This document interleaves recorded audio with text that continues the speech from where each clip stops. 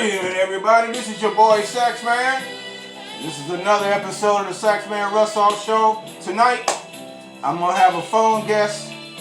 Get ready for this. This is called Chaos in Minneapolis. This is involving a young man that got killed, murdered by a police officer. Tonight, we're gonna talk about it. Hopefully, I'll have a in-studio guest as well coming in. So stay tuned. And this is the Saxman Russaw Show.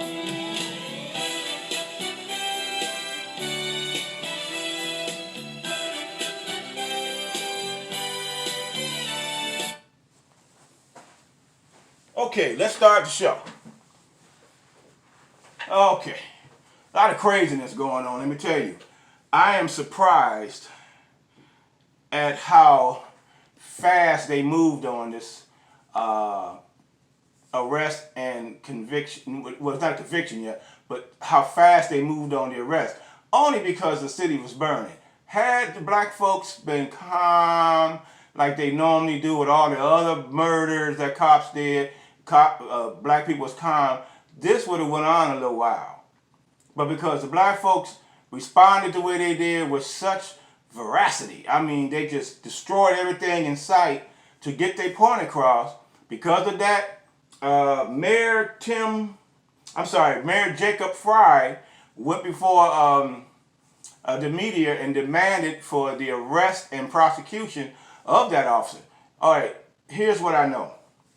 On Monday, May 25th, 2020, a man called George Floyd was arrested for the alleged crime.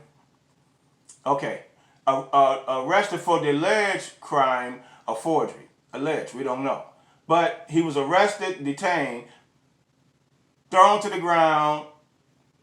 4 police officers roughed him down. One police officer named Derek, I can't pronounce that last name, Chauvin, whatever his last name is, had placed his knee on his back of his neck while he was handcuffed and subdued, and simply smothered him to death.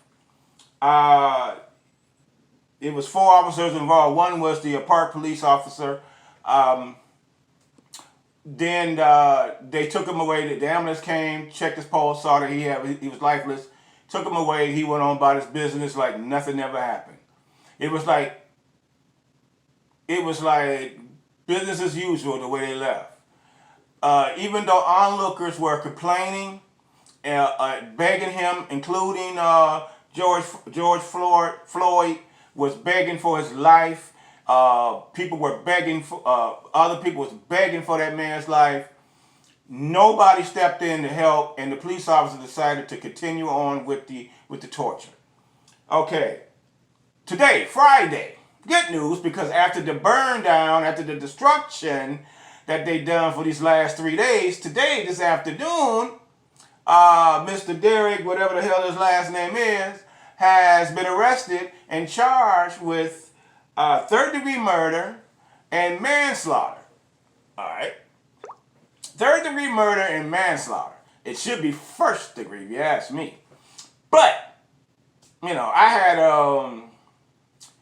a conversation with a gentleman I stopped today at work, traffic stop, and he gave me his opinion on it, and I let him know, no, he would say, well, why they don't just charge him with involuntary manslaughter, something like that. I said, nah, it's not the way it works. Oh, how about premeditated? No, that's not how it works. You know, premeditation is you have the thought in your mind and formulate a plan to go out and commit it. That's premeditated. All right. He just flat out murdered him, even though he didn't know him when he got there, but he flat out murdered him. So he ended up, they arrested him, charged him with third-degree murder, manslaughter, and the mayor, Jacob Fry, called for all this, and I was surprised. He stepped up. He was like, hey, we're not having this. Our city's not going to burn for this road cop. Can't have this. We ain't going out like that. So I applaud that mayor. I thought that mayor did an excellent job by dealing with that. And hold on, let me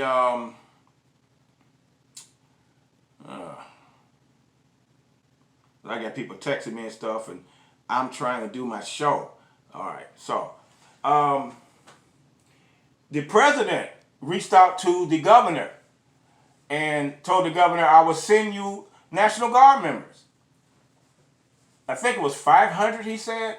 So send them National Guards and tell them this. When they get here, if they loot, y'all gonna shoot. Now, you got a president. Well, I'm gonna say that for my phone guest. I'm gonna say that for my phone guest.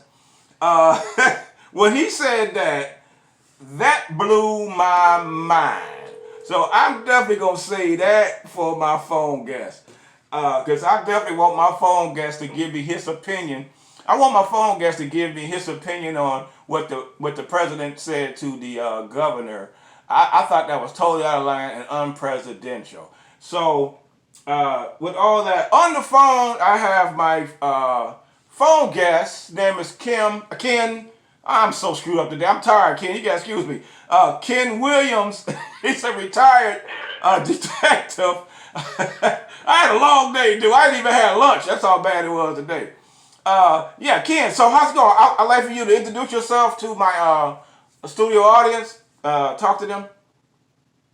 Well, thank you again for having me on your show, brother. My name is Ken Williams, a former retired homicide detective.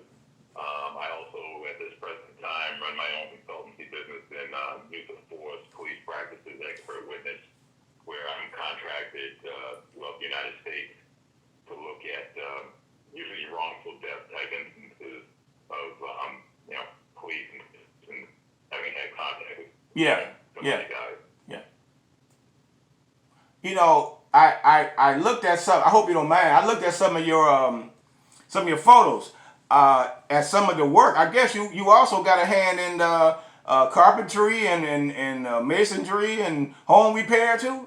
It's important for us to be well-rounded, man, and I try to do my best to go and clear my mind of all this negative, chaotic stuff and try to go and use it also to, some positive things. Yes. Carpentry and everything like that is just a good hobby, just to go and just cleanse the body, mind, and soul, Yes, sir. Tell me something. How did you feel about what President Trump said to the governor? To be perfectly honest with, I don't follow President Trump very often now, and it's because most days he does say things that I just agree with, and I'm sure today is no different if he's, unfortunately saying things that have upset people. What's new? Yeah, I mean, what's new? That's him. You know what I mean? Right, that's him.